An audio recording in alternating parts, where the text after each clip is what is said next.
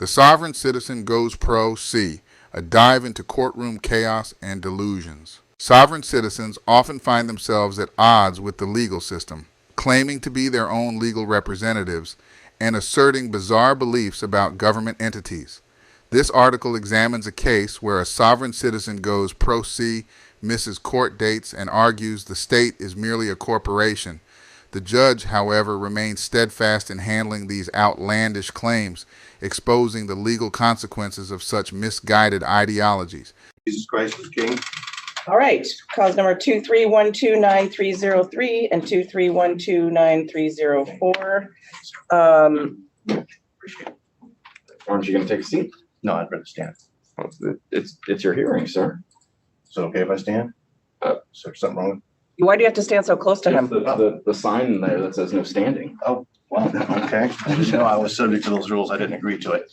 Anyway. Okay, so there's a bench warrant. You know, I'm just going to take the seat. You can Thank you. sit right here if that makes us a little more comfortable. Is it uncomfortable if I stand up, Your Honor? Well, depends on how you're going to act or behave today. I'll have a seat. Okay, so you failed to appear for court multiple times in this case. Your Honor, just for the record, the named defendant is actual property, a registered trade name. Oh, here we go. And the case has also been certified as a fraud. I have court certified documents to prove that. That should be on the record. And that's the reason why it was certified to be a fraud, because the plaintiff is a foreign-owned private corporation, which I have no contract with, and neither does the registered trade name. And the registered trade name has been used without authorization and permission, and there's an act of identity theft. And that's probably one of the reasons also why the state has acquiesced that both cases are a fraud. Let me add one more piece of information. I am a foreign sovereign with respect to the privately owned foreign corporation known as the state of Washington. Okay, so on the 9304, I am going to quash that one. He was in RALJ appeal status, and so I'm going to quash that one. But I do want to hear from the state on the 303 matter. Yes, on the 303 matter, Mr. Haywood was sentenced to serve 4 days in jail. He failed to report to the jail on June 29, 2023, and we're asking him to be taken into custody to serve that time. No objection, Your Honor. I actually contacted the jail to make special arrangements to deliver the defendant with the special arrangements to not damage the paper, and the jail refused. This is unbelievable. He was sentenced to 4 days for one of his cases and then had the nerve to tell the judge that he took a piece of paper to the police department and they rejected it. Dude, of course they rejected it. They can't arrest a piece of paper. They want the person behind it. You. I attempted to deliver the defendant, and objection, the state has no standing as they are representing a privately owned foreign corporation, and the prosecutor is not licensed to practice law in this country. Okay, so I think it's the 303 that he was convicted and ordered to do jail, and you believe that he didn't comply with jail because there's a docket entry that said defendant complied with jail. Maybe that was an error. That was probably my attempt to deliver the defendant to the jail, but they refused. I understand, and we relooked that he had not, as was the state's understanding, that he had not served the jail time. And just to clarify, the defendant only exists on paper, just as the plaintiff only exists on paper. The jail refused the paper, and here we are today. And the state still hasn't proven standing yet, by the way, as well. So, Mr. Haywood, it doesn't look like you did the sentence on the 303 matter. And so I am going to quash the warrant. However, I am going to have you serve that time. Okay, well, I'll deliver the paperwork to the jail. That's fine. I tried to once before, but they refused it. And just to clarify, I'm not the defendant. There is nothing on there, nor is there any testimony from anybody as firsthand witnesses under penalty of perjury that I am the defendant. And I've uploaded plenty of documentation to prove I'm not the actual defendant. That is a registered trade name, matter of public record and registered with the state. So if you want me to serve some jail time, then we're going to need to change who the defendant is because I'm not the defendant. All right, so can you upload a new commitment? Yes, Your Honor. And the reason they couldn't put my name on there as a defendant is because I'm a foreign sovereign with respect to the corporate entity known as the state of Washington, of which I have no contract with. Wow, the land of make-believe.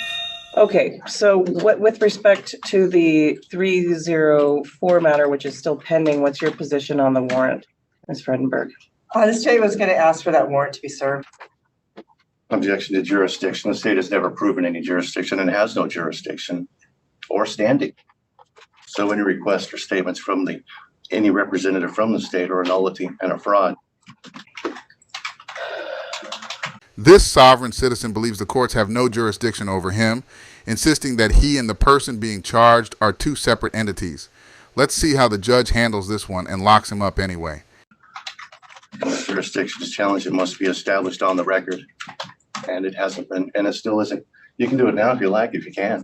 Okay, so Mr. Haywood, you failed to appear many, many, many, many times in both of these matters, had many warrants quashed. And to be perfectly honest, I'm not confident that you're going to come back to court given the history here of failing to appear. I will agree to come back to court on behalf of the defendant. The appearance fiasco was simply because the communication between the acting prosecutor at the time and myself. I have plenty of emails. So in one case, he said he was just going to reschedule with the judge. I told him reschedule whenever you want. I'll go ahead and be there and I'll bring the defendant with me. And next thing you know, there was a warrant for a failure to appear. So there's been plenty of fun and games with the acting prosecutor at the time. So it wasn't just a matter of not bringing the defendant to the court. The prosecutor was intentionally sabotaging the scheduling process. Well, the prosecutor doesn't handle scheduling, the court does. So the court ordered you to be here and then you weren't. So. Objection, the court ordered the defendant to be here. I am simply bringing the defendant to the court to help try to solve the problem. The fact that the registered trade name remains as a named defendant is an act of identity theft and fraud, and that's probably why the state has acquiesced that the case is a fraud. I have the documentation here with me today in case if they decided not to upload it to the court record. Well, you had your day in court on the 303 matter. You had a trial. You represented yourself or the defendant, whichever way you want to say it, but you represented the defendant yourself, and you were convicted and you were ordered to serve 4 days in jail. You didn't do that. So the defendant was ordered to serve 4 days in jail, and I attempted to deliver the defendant to the jail, but the jail refused. Okay, well, I'm going to make sure that they don't, because I've done a new commitment for you today so that they won't refuse for the defendant to serve that time. I'm going to serve the warrant, and so we need a pretrial date, Madam Clerk. There's no jurisdiction yet been proven or standing. Are we going to continue? That would be an act of fraud and treason. Your Honor. That's a felony. That's an arrestable offense. I put both of them in one of our. Well, we don't need anything on the 303. He's just going to serve a sentence. Okay. We just need the 304, and Yes, I I have see the that. defendant here with me today. You can take him to the jail if you like. So your next court date is going to be September 13th. We probably need to change that since I'm taking him into custody. So do we have anything in August? Excuse me, Your Honor, are you testifying that I am the defendant under penalties of perjury? I'm not testifying to anything. Good. And here's the defendant right here. All right. Your Honor, we can do August 24th at 10:30. All right, I can change that. Thank you, Your Honor. So August 24th at 10:30 in the morning will be your next court date. I will be here with the defendant, no problem. You're going to serve those 4 days, and then you'll be released, and nothing more will happen on that 303 case. You'll be done. And then this case will be heard August 24th at 10:30 in the morning. If you change your mind about representing yourself, then you can ask for help if you want it. If you don't want help, we don't have to have it. So we'll see you in August. I'm going to have you take a seat right over there. I won't be here for the defendant on August 34th. Would you like me to deliver the defendant to the jail? I would like you to sit over there Is there any standing with the or defendant. jurisdiction chosen, proven here yet? Please go take a seat. Okay, so let the record reflect no jurisdiction has been proven, and neither has the identity of the defendant definitively been established. Okay, please go take a seat. Sonia Sesko, customer 2310242. Mr. Haywood, sit down. Am I obligated to follow these rules? You are going to sit down right now. Do you have any jurisdiction? I don't believe you have any jurisdiction that's been proven yet. Please sit down. Were you threatening me with violence? I'm asking you to sit down. You only have authority over the defendant. He has no authority. What are you doing? Mr. Haywood? You're escapist? I got things to do. No, sir. What? You are in custody right now. If you leave the courtroom, it's a felony escape. That's a felony to put me in custody because you have no authority or jurisdiction or standing. You got some proof of that? Okay, well, we are all being recorded, so if you leave this courtroom, it'll be a felony escape charge.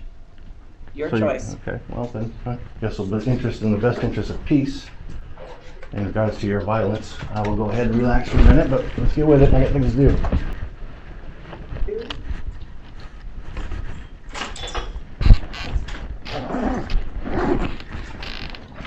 Got it?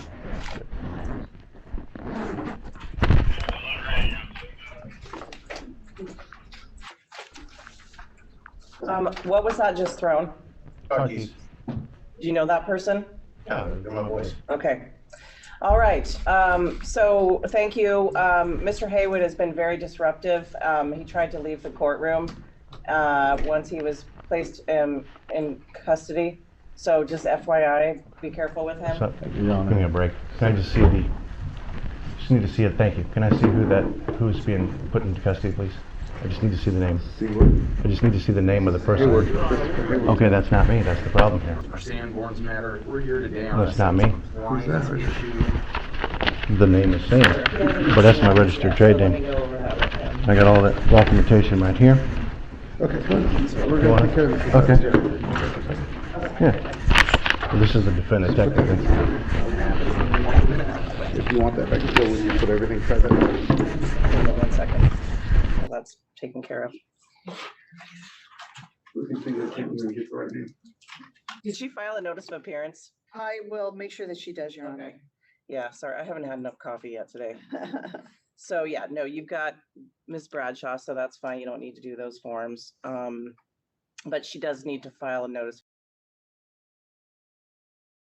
In conclusion, despite the sovereign citizen's attempts to evade accountability by representing himself and challenging the court's authority, the judge remained resolute.